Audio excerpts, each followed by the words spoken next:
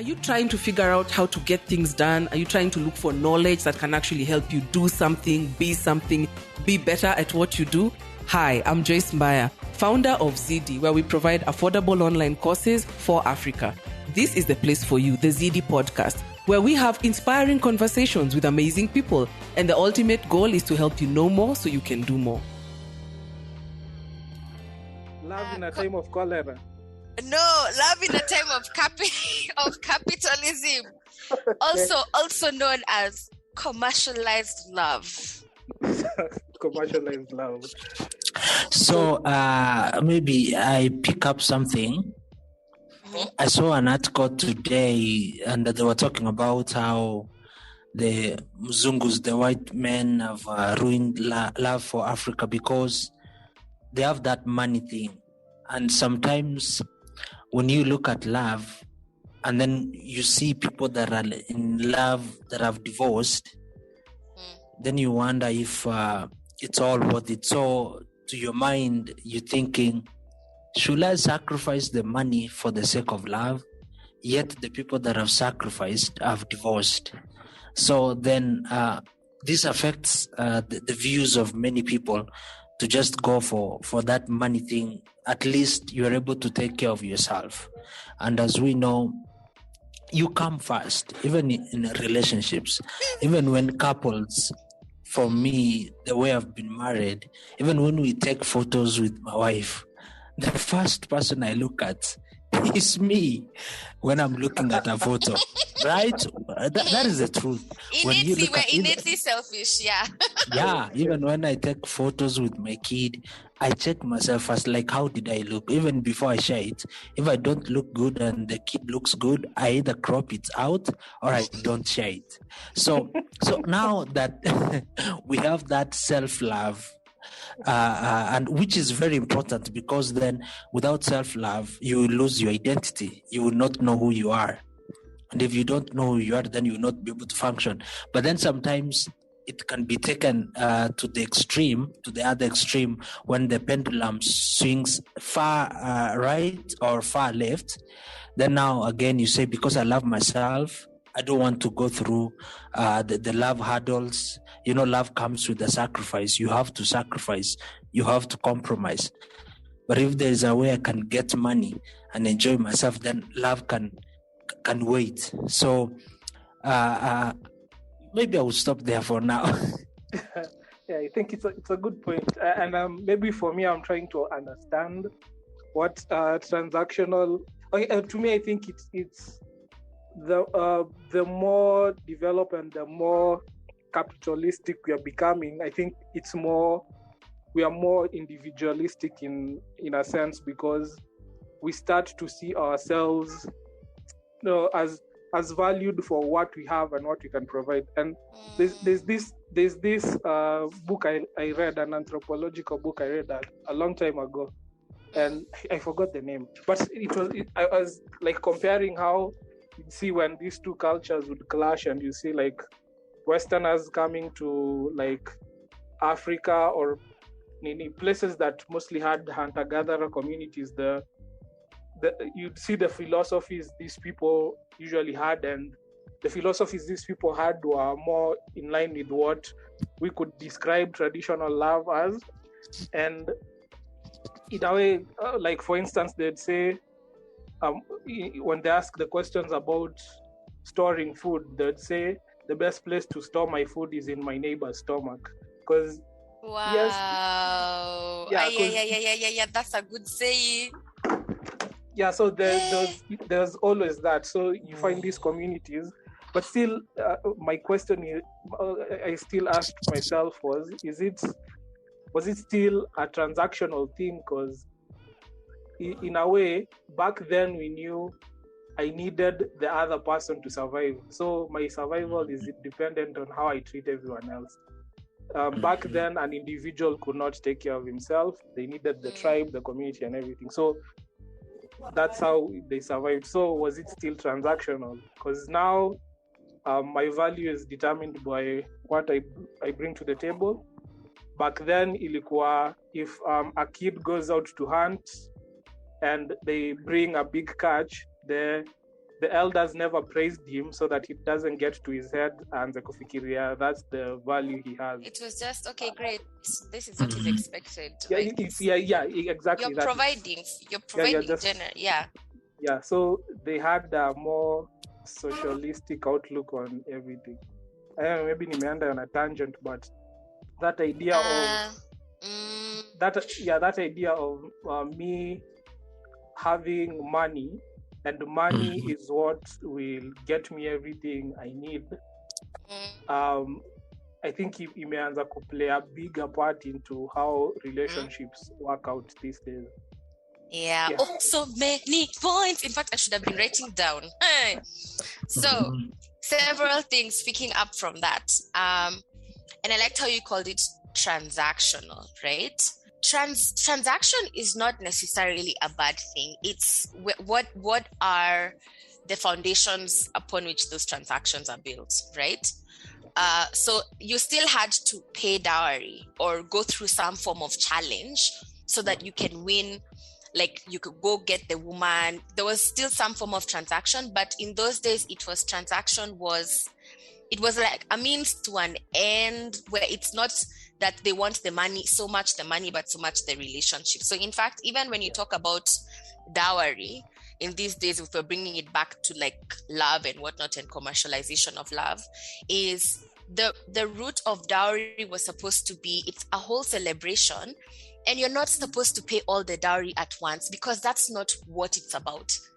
Yeah. It's you have to keep paying dowry over several number of years, because you keep having to come home, and it's building relationships, right? Yeah. And it's a form of respect. It's like the way generally as Africans you're taught, when you're going to visit people, you come with shopping, you come with bread, or you come with milk, or you come with something. You don't just show up. It's just a part of our culture. But then comes in capitalism, right? Where it's everybody for themselves. So sometimes some families are really mercenary, where they're like, hey, we paid for school fees, it was equals to this much, paid for university, it equals to this much, so we must get our money back. So it's not necessarily about relationship, it's about making a profit. And so now you see like young couples, this is the person who is getting married to your daughter. This person has to go and get a loan. Your daughter is getting married to this person. So now, who do you think the loan belongs to? It belongs to your daughter as well. Yeah. So those sorts of things, I think that's what I feel like when I think of commercialized love, or how, like, and you even mentioned it, of how sometimes, and I hear this from so many guys, where society has put pressure on the expectations of guys when they're dating, where someone says, I can't afford to date because I don't have money. Yes, that's and that's what we're going through at the moment. Yeah, I'm telling you, and you see, and in fact I was laughing when Bonnie was saying how the way when we were colonized and whatnot, that capitalistic nature came in and disrupted how we're doing things. But then at the same time, like, I feel like there's a sort of creativity where even poor white men are creative, let me tell you. Or like, and I feel like, I don't know how to bring this out, but when you love somebody, imagine there's a creativity. Kama huna pesa, kuna creativity uko nayo. Even as girls, we meet somebody who says, guy, as in, they're so attentive, they're so supportive. And sometimes it's not even about what you're giving per se, it's the thought behind it. It's okay. So Kevin, and I will pick up from what Rhoda said. And I think what has happened in our culture is we have moved away from the values to money. Now money has become the value that we place upon someone, right?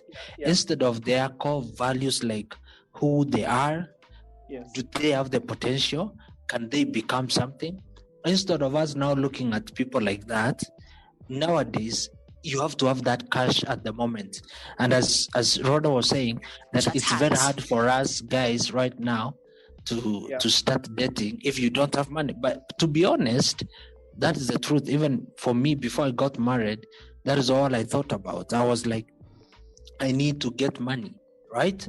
So it's on that now she was brave enough to get married to me. But exactly. But most ladies nowadays, they don't do that. And then there's a quote I usually love when I see it on Twitter, that most ladies that say that they won't date a guy that doesn't have cash, most of them are tweeting from a bedsitter. So not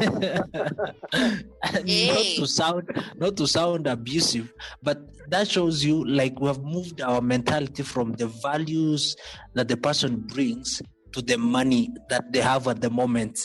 And people don't understand, sometimes it's the values that in the long term that create the financial assets that you're looking at. And that is why I think then we have challenges even for us men. Right now you'll find them, today is Valentine's Day and they've gone for the men's conference. Because they don't have the cash to do what? To take someone out on a date. But I think also in a way it's maybe also the kind of echo chamber we have like around Nairobi and places where people are learned. We've gotten this attitude that most people are like this. Most women are gold diggers. And it's Mazemi, I was just like, I was waiting for Boniface to finish so that I can come in there and just advocate for the sex of the females, Maze. So there's two elements to this. Whereas I'm saying, of course, that narrative is, and the problem is that it's such a common narrative. And the thing is, bad news you hear more than good news. So if something bad happens, you like 20. Bad news is good news. Bad news goes around the world, spreads faster before than the truth good news. Has the time to put on its pants. I'm telling you. So, so that's the thing. So you hear most of these stories rather than and alternatively now there's so many good stories where guys get together where you're not like wealthy, but you're working and building towards something, and it's not necessarily what somebody has, but what Boniface had said is the potential, and you are working towards that potential. You're not just potential that's idle. There's idle potential where you're just saying, I have all these dreams, but what are you actually doing towards it? So there's also really good stories I've heard about that, but that also comes together with what I call, it's like an age thing. So say for our parents who got married, like my mom got married when she was 22, my dad was 23 years old. You're literally starting life, and you're starting life together. Amuna kitu. So you're all there hustling together, you're grinding together, the little that you can do. That being said, right, the average marriage age has shifted to about like between 27 and 30 now. So at that point in time, there's people, or like women, you're working, you have a salary, At this point in time, if you meet a guy who has 0.0000000, in all honesty, it's like, until you get to know the person and you see which direction they're going in, and then you can jump on the bandwagon, right? But before that, you really have to see the potential for provision. So, okay, let me just give it. The bandwagon is a bad meaning. Yeah. And the bandwagon might be. Yeah, I mean, this guy has a lot of other women. Jump for bandwagon. No, okay, take it away, ignore that. But basically, so let me make it realistic. So for me, and this is where there's this verse, right? I can't wait to mix it up, but anyway, it will come out anyway. So there's the verse, and it's been trending a lot, or I've been seeing it everywhere. It's like, this is the thing of the year. But basically, it's Matthew 6:21, right? Which says, "For where your treasure is, there your heart will be also." So, for when you are when you're really, really young, so first of all, you can fall into categories. You can fall into the category of, imagine love pays all the bills, love will take you everywhere, So you're like, love is pushing you. You have that youthful naivete and excitement. There's time for you to grow. There's things like that, right?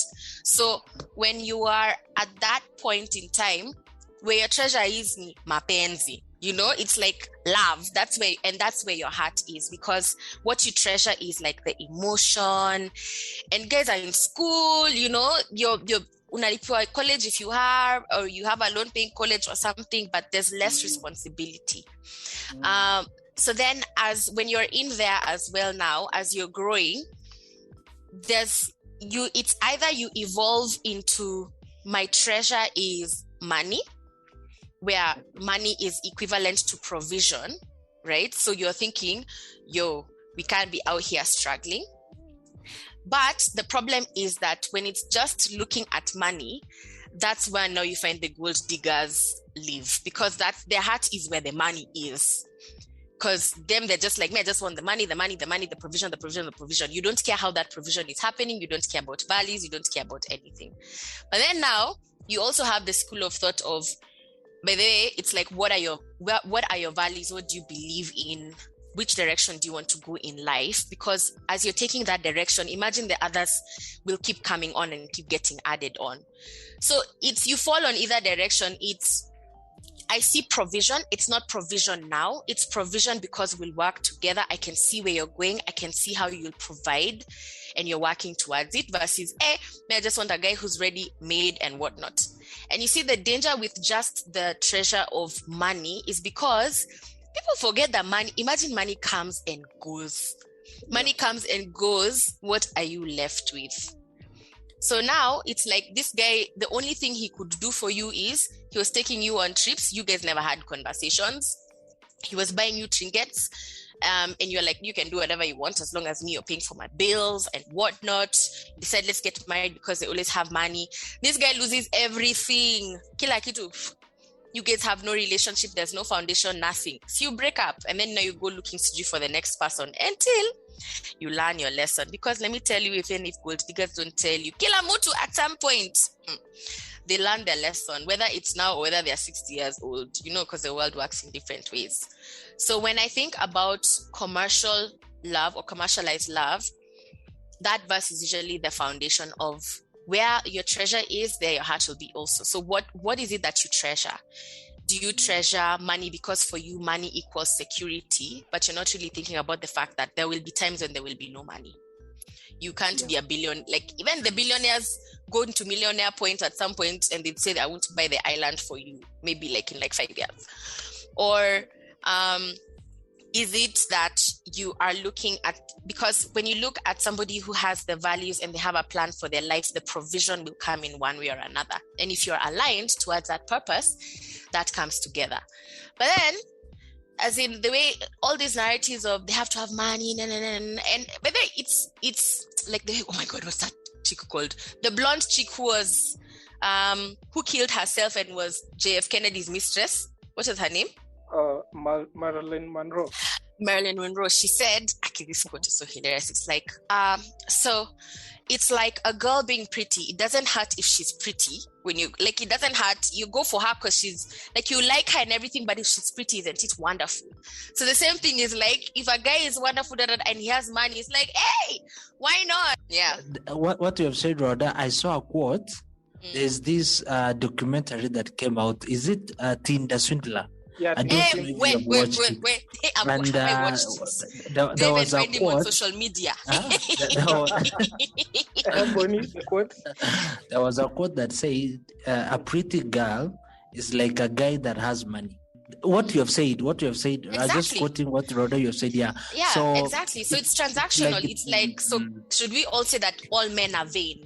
Are you all vain, brainless human beings that are only driven by beautiful things, right?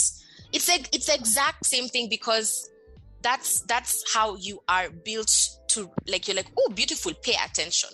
And for women, what I always say, it's that element of provision. So in the days where the guy who all the women in the village wanted, whether they said or not, was the guy who was the best hunter, the guy who was the best protector. So guys were big, the strongest, the biggest, the most aggressive, because he'll protect you and he'll provide for you. The equivalent of that in this day and age is what? See, it's what is provide and protect in this day and age. It's you need to be able to have some form of financial security. Yeah. So, and that's how generally the world is built. But at the same time, it doesn't mean that you can't be creative. I'm like, all these guys who are saying like, I have zero cash to take my chick anywhere. Imagine, mukienda, hata kama ni Kaso, by the way, mwende national park. Kuna parks nyingi huku, mwende for a walk, you know? Even if you say, I don't have cash, imagine like, nunua mkate ya 50 bob, ama ate zile ndogo za 25 bob, alafu nunue mayai mbili, ako kafike like at least aka 100, alafu ya pack 100, 300 bob, enye ujifinye tu before that time comes to save 300 bob. Mwende kapak pahali mukai mukule sandwiches. Like, it's be creative. And it's also a good progression, because imagine even when you listen to our parents' story, vile anakwambianga alikuwa anakuja na ka black mamba hapo. And then you imagine where they are now, like the kind of days anapelekwa sahi, so they can look back on that and say, unakumbuka hapo ndio tulikuwa tunaenda tunachapwa na vumbi, hii valentine zingine tukafanya hivi, like mnaona how life yenu imeprogress. Exactly. Unafind a guy anakupeleka Dubai and it's downhill from there. Imagine, I'm like, write a letter, a beautiful letter, put poetry. But then, you know, we will pretend to be hardcore. A question, Oda. Does this work for all women? You've just said something. It doesn't. Does it work for all women?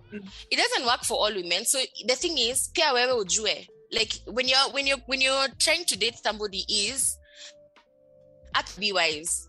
Like, of course, there are guys who are brave and they shoot above their level, you know. And mwanaume effort by this. Sometimes those guys get the chicks, you know.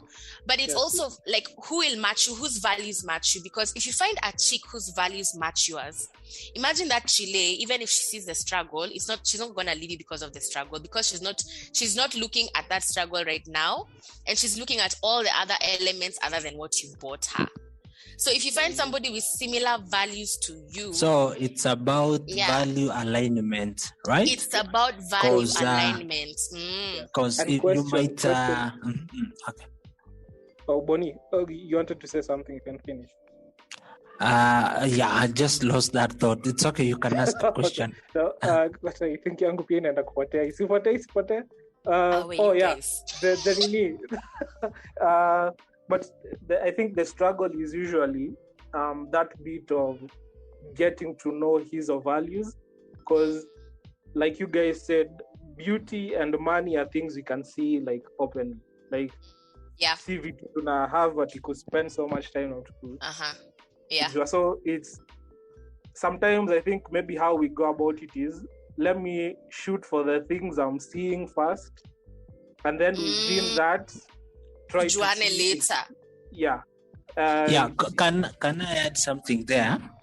Because now from maybe the perspective of being married, now that I've been married for it's over a year now, is something that I've realized. Thank you. And I'm able to even see it in other couples. And this is something I think sometimes you may not be able to recognize it until you're inside. What matters most in a relationship is not even love, it's the values. Because I've seen that people that are in love still divorce, but people that are aligned with values, they never divorce, because they become friends. It's built on that friendship because you have that connection. So with the money thing, what if then people now shift? And it's very hard to do that before you are married, because you want to marry someone that you love. And you know, our parents, as Kevin was saying, for them, they used to love the one that they have married. For us, we married the one we love. But for them, they will love the one that they have married. So first, they will look at the values. If the values are aligned, they get married. Then, because love is a choice, then they will love them. But for us, we first fall in love. We don't care about the values. We don't care about knowing someone.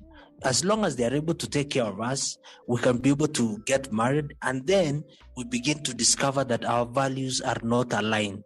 And so this now gives birth to frustration. And the moment you get frustrated, of course, you're going to walk away.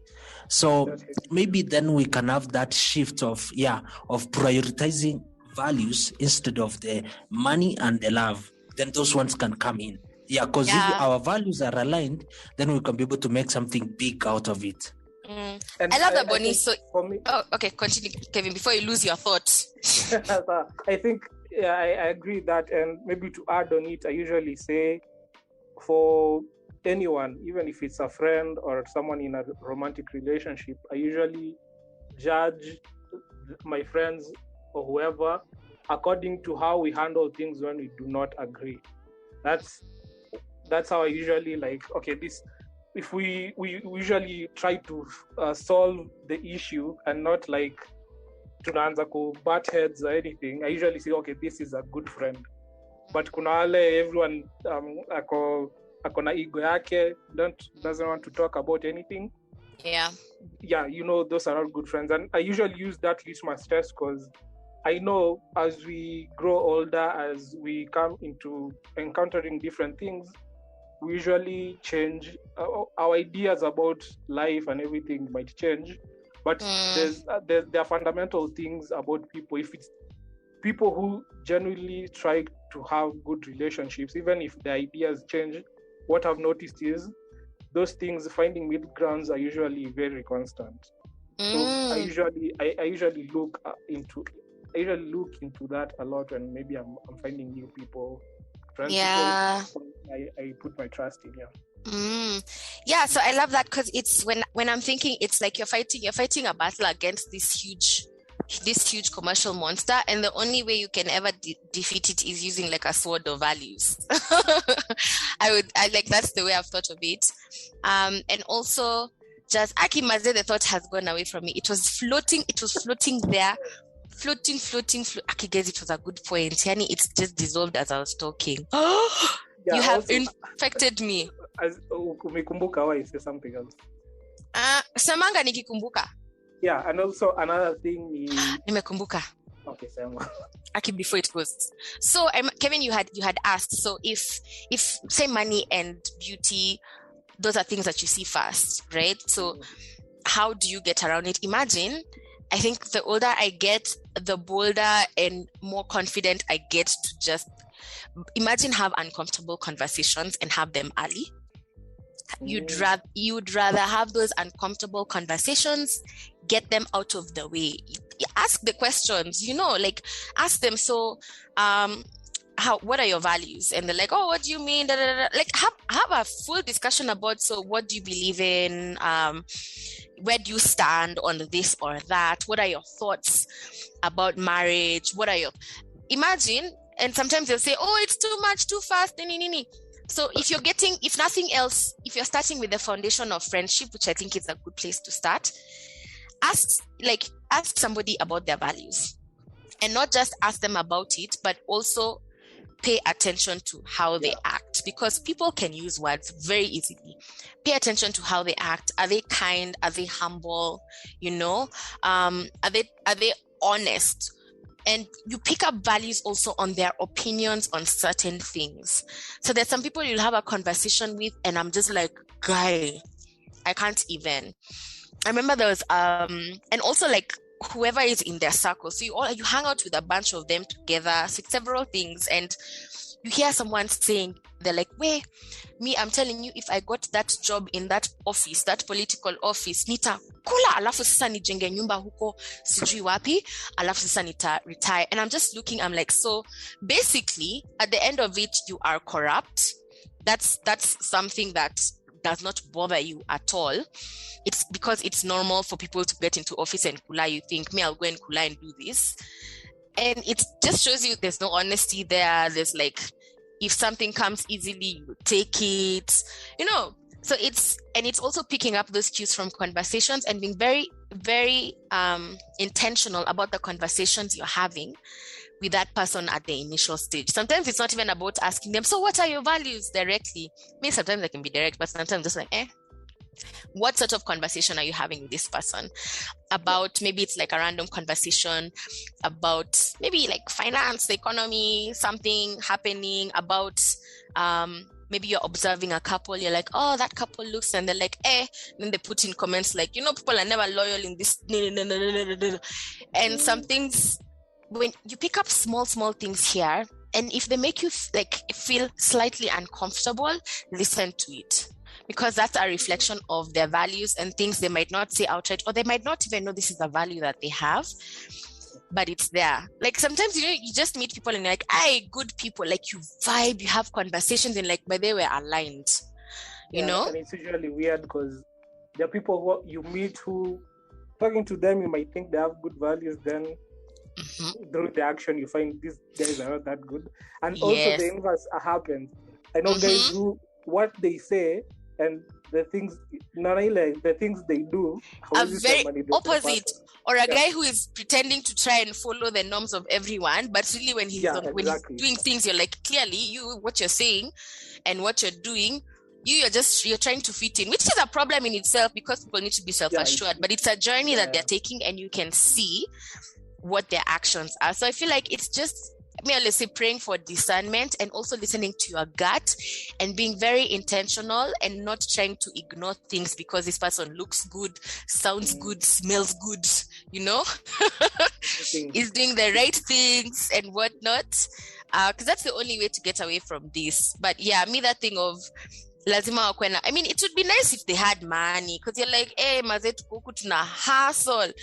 I think it would be, because we also had this conversation with my friends. It's like, for instance, I might say for us, we're in a place where there's someone who might think we have money, but bado sisi tuna feel inadequate because there's always someone who has more. Oh my God, that's such a good point. Wow.